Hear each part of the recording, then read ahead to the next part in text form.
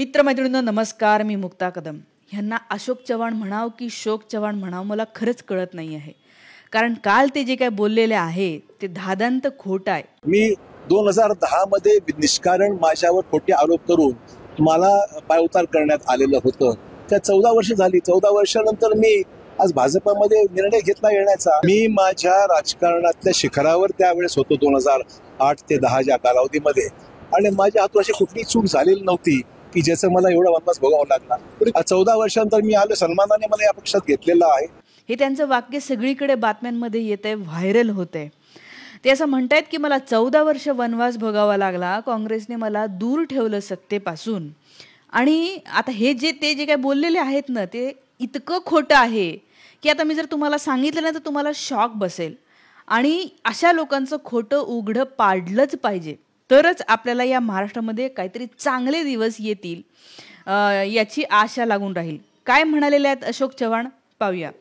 साहेब म्हणतायत, आणि तुम्हाला इथे शेजारी दिसत असेल ती इमेज, ते म्हणतात 2010 मध्ये माझ्यावर निष्कारण खोटे आरोप झाले. त्यावेळी मला मुख्यमंत्री पदावरून पायउतार व्हावं लागलं, पण कुठलीही चूक न करता मला 14 वर्ष वनवास भोगावा लागला. भाजपमध्ये मला मानसन्मान मिळाला. बरं, आता हे काय विषय होता तर 2008 ते 10 या काळामध्ये साहेब आपले राज्याचे मुख्यमंत्री होते आणि 2010 मध्ये त्यांच्यावर CBIची इन्क्वायरी लागलेली होती.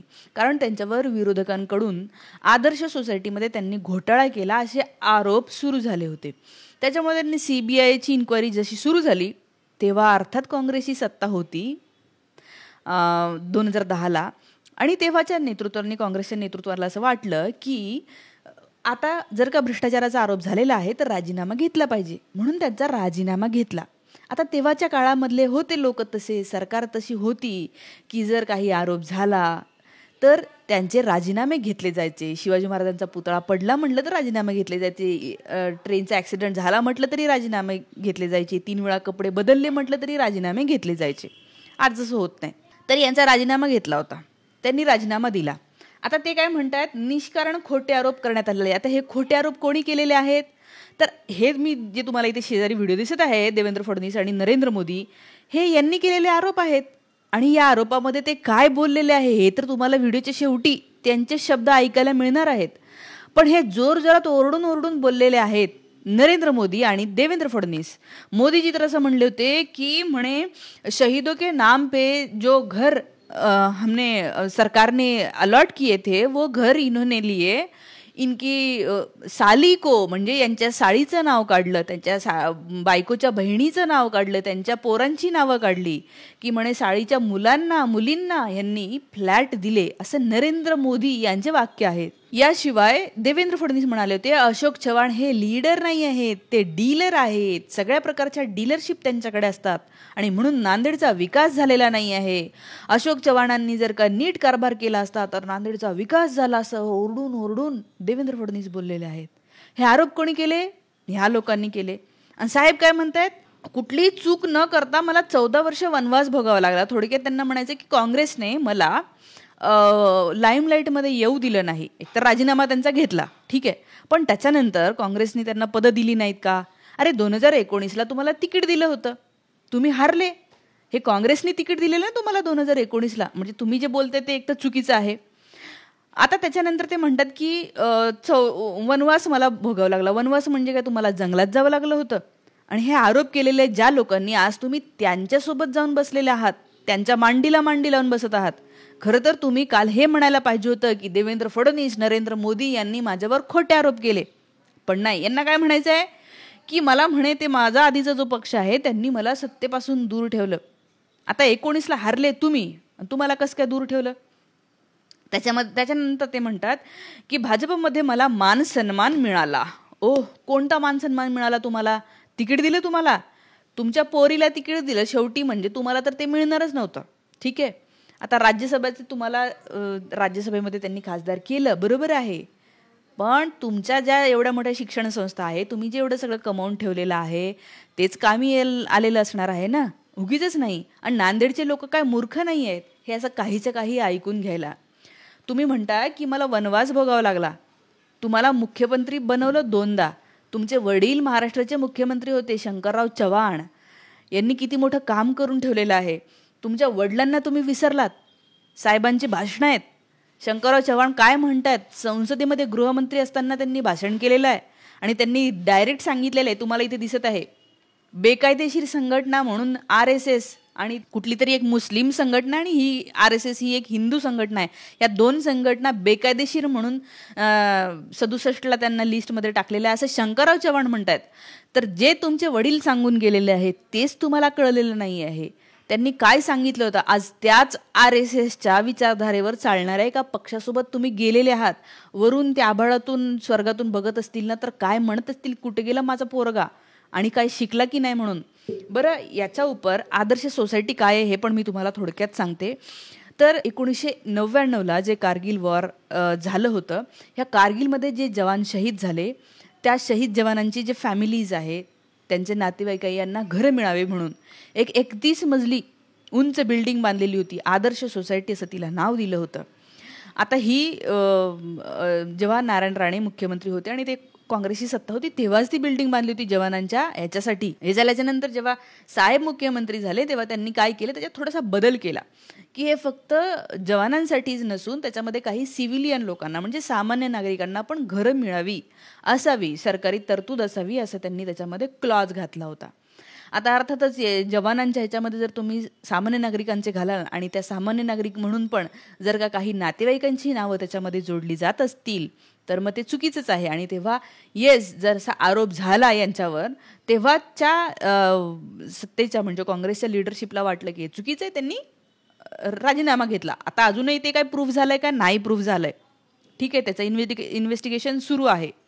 आता तुम्ही तरी पण त्याच पक्षात होतात की नाही, तुम्ही त्याच पक्षाच्या नावावर उभे राहिलात तरी पण तुम्ही हारलात की नाही. आणि ज्या दिवशी मी तुम्हाला सांगते, ही तारीख आहे 12 फेब्रुवारी, 11 तारखेला संसदेमध्ये 11 फेब्रुवारी 2024ला संसदेमध्ये श्वेतपत्रिका काढली होती. या श्वेतपत्रिकेमध्ये या आदर्श सोसायटीचं नाव होतं. आता ही श्वेतपत्रिका म्हणजे काय असतं तर त्याच्याविषयी आता दूध का दूध पाणी का पाणी होणार, त्याचं सगळं इन्व्हेस्टिगेशन होणार. असं सगळं संसदेमध्ये ज्या दिवशी श्वेतपत्रिका काढली आणि आदर्श सोसायटीचं नाव आलं, तुम्हाला थरकाप सुटला असेल, तुम्हाला रात्रीची झोप नाही लागली, घर घाम आला तुम्हाला. आणि मग तुम्ही काय केलं, 11 तारखेला श्वेतपत्रिका काढली, 12 तारखेला तारीख पण आहे, साहेबांनी काय केलं, भाजपमध्ये प्रवेश केलेला आहे. म्हणजे 12 तारखेला त्यांनी काँग्रेसचा राजीनामा दिला, ठीक आहे. आणि राजीनामा दिला म्हणजे काय केलं तर तुमच्या भेटीगाठी सुरू झाल्या होत्या देवेंद्र फडणवीसांसोबत. भेटीगाठी सुरू झाल्या, पहिले त्या पक्षाचा राजीनामा दिला, एक दिवस थांबले आणि बस दुसऱ्या दिवशी तुम्ही भाजपमध्ये मस्तपैकी भगवा शेला टाकला आणि आता मी भाजपवाशी झालो. तुम्हाला तुमच्या तेव्हा चेहऱ्यावरून वाटत होतं की हे काय आहे. सगळी जनता समजून गेली होती की एवढा मोठा घोटाळा करून बसलेला आहात तुम्ही, ज्या घोटाळ्याच्या नावाने काँग्रेसनी तुमचा राजीनामा घेतला होता आपल्याच मुख्यमंत्र्याचा.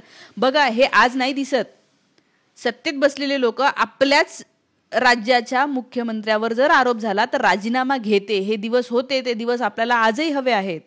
जर कोणी घोटाळा करत असेल तर भाजपच्या याच्यावर जर घोटाळ्याचा आरोप झाला तर भाजपच्या नेतृत्वाने म्हणायला पाहिजे पाय उतार व्हा, कारण या देशाला आपल्याला प्रामाणिकपणे चालवायचं आहे. पण तेव्हा घेतला ना राजीनामा तुमचा, आणि राजीनामा घेतल्याच्या नंतर आता तुम्ही तिथे गेलेत भाजपमध्ये. दुसऱ्याच दिवशी गेले जेव्हा श्वेतपत्रिका निघाली, तुम्हाला वाटलं की आता काही खरं नाही, आता आपल्याला जेलमध्येच टाकणार आहे. तुम्ही भाजपमध्ये गेलेले आहात म्हणजे तुमचं सगळं भाजपच्या वॉशिंग मशीन टाकून धुवून काढलं असं सगळ्यात थोडक्यात झालेलं आहे. आता तुम्हाला क्लीन चिट सुद्धा मिळणार आहे.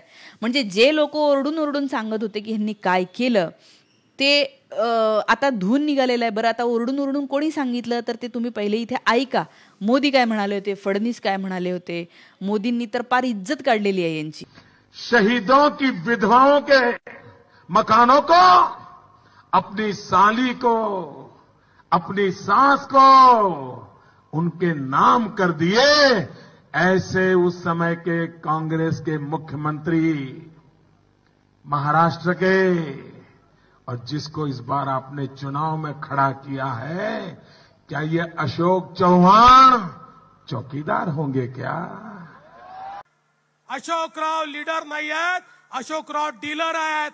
तुम्ही बघा, रॉकेल पासनं तर पेट्रोल पंपापर्यंत डीलरशिप कोणाची, मोटरसायकल पासनं मोटर गाडीपर्यंत डीलरशिप कोणाची. सगळी डीलरशिप त्यांची. हे डीलर आहेत, हे लीडर नाही आहेत. यहाँ महाराष्ट्र में इन लोगों ने किस तरह एक आदर्श सोसाइटी बनाने की कोशिश की थी, शहीदों के परिवार को धोखा दिया था. इससे तो नांदेड़ और पूरा भारत भली भांति परिचित है. आप जानते हैं ना वो कौन है, पता है? म्हणजे थोडक्यात देवेंद्र फडणवीस यांच्यावर ओरडून ओरडून आरोप करतात. नांदेडमध्ये यांच्या घराच्या समोर ग्राउंडवर येऊन बोंबलून यांच्या विषयाच्या बदनाम्या करतात, यांना असं सगळं बोलतात. आणि त्याच लोकांच्या सोबत तुम्ही जाऊन बसता आणि तिकडे जाऊन काय म्हणता, माझ्यावर यांनी खोट्या. कोणावर? तुम्ही काँग्रेसला म्हणताय. अरे बाबा, तो पक्ष कोणताही असू दे, पण नेते म्हणून तुम्ही तू आहात. मी नांदेड जिल्ह्यातली आहे, हा माझा जिल्हा आहे आणि मला खरोखर असं वाटतं की माझ्या जिल्ह्यामध्ये मला कोणीतरी एक प्रामाणिक नेतृत्व दिसावं. आणि जर दिसत नसेल आणि त्यांना उगीच मोठं केलं जात असेल, आता कारण तुम्ही भाजपमध्ये गेल्यामुळे मोठे झाले, 14 वर्ष तर तुम्हाला काँग्रेसने याच्यात ठेवलं होतं की नाही, तर ते होत असेल तर मला नागरिक म्हणून, नांदेडची कन्या म्हणून मला असं वाटतं की सांगणं खूप गरजेचं आहे नांदेडकरांना की अशा खोट्या नेत्यांपासून आपल्या लेकरांना दूर ठेवा. कारण हे आपल्याला कुठेच घेऊन जाणारे नसतील. आपल्याला जर खरोखर महाराष्ट्र घडवायचा असेल, आपल्याला खरोखर पुढच्या पिढ्या घडवायच्या असतील, तर आपल्याला त्यांना नेते ज्यांच्याकडे बघावं, हे काहीतरी चांगले नेते दाखवायला लागेल.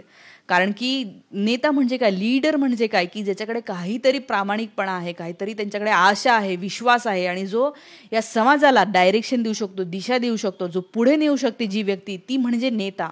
आणि तुम्ही खोटे बोलत आहात. तुम्ही काही नेते आहात नाहीच आहात. तुम्ही खोटे नेते आहात. तुम्हाला फक्त नेता म्हणलं जातं, पांढरे कपडे घातले म्हणून नेता होत नाही. आता तुमच्या पोरीला तिकीट मिळण्यासाठी तुम्ही भाजपमध्ये गेला होतात, कारण काँग्रेसने तुमच्या पोरीला दिलं नसतं तिकीट. तिचं काय कॅलिबर आहे? तुम्ही तर मुख्यमंत्री राहिलेले आहात, काहीतरी तुम्ही त्या काळामध्ये कामं केलेले आहेत म्हणून तुम्हाला दिलं होतं तिकीट. आता तुम्ही कशासाठी तिकडे गेले हे पण जनता ओळखते. ही जनता सगळं जाणून आहे. आणि तुम्ही जे बोलताय ना साहेब, तुम्ही खोटं बोलत आहात. तुम्ही हे करू नका, कृपया करू नका. आणि तुम्ही जर करत असाल तर मी परत लोकांना हे सांगत राहील की तुम्ही काय खोटं बोलत आहात. या राज्यातल्या प्रत्येक नागरिकाचं जबाबदारी आहे, जर असं कोणी खोटे नेते, हे आज आपल्या पैशावर यांचा पगार जातोय, यांच्या सगळी घरं दारं गाड्या सगळं हे आपल्या पैशावर होतंय. त्याच्यामुळे अशा लोकांना उघडं पाडत राहिलंच पाहिजे हे मला वाटतं. या सगळ्या गोष्टींवरून तुम्हाला काय वाटतं मित्रमैत्रिणींनो, तुमच्या कमेंट्स मला नक्की कमेंट करून सांगा. आणि अजून काय असेल, माझा ChatGPTचा कोर्स आहे, माझा MPSCचा फाउंडेशन कोर्स आहे. या दोन्हीपैकी तुम्ही कुठलाही कोर्स अत्यंत माफक दरामध्ये करू शकता. या गोष्टीची तुम्हाला खूप क्लिअर आणि व्यवस्थित आयडिया याच्यामध्ये येईल. आज इथेच थांबते. धन्यवाद.